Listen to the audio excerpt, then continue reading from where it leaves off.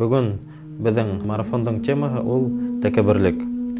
Тәкәббірлік сифаты ол көп кешеләрдә урап үтмәне һәм дә тәкәббірлік сифаты бик насар һәм куркыныс. Кем тәкәббірлік сифаты күңелендә бар икән, был гөнаһка батыра һәм дә изгелекләребезне эшләүгә авырлыкка китерә инде. Пәйгамбәрбез саллаллаһу алейһи ва саллям шунда һүзләр әйтә: кемнең күңелендә бер генә бөртек булса тәкәббірлек була икән, ул җәннәткә инмәс ди. Ягъни җәннәт әһленнән булмас ди. Ягъни бик каты хадис.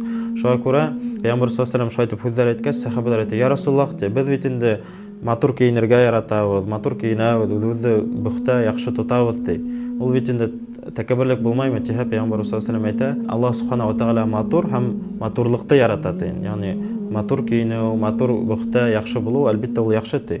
Ләкин тәкәббірлек ди, ул хаклыкты, дөреслекте кабул итмәү ди һәм дә кешеләргә өстән карау, ягъни эре карау. Шул тәкәббірлек була ди. Шуңа күрә Аллаһ субханаһу ва тааля ошо насар тойгыларды, насар хисләрде, насар уйларда йөрәкләребездән алып ташлан һәм дә өйгә эш буларак безнең үзебезнең күңелебездәге, йөрәктәге уйларда анализ эшләргә һәм дә тәкәббірлек сифаттарын алып ташларга тырышайык. Ассаламу алейкум.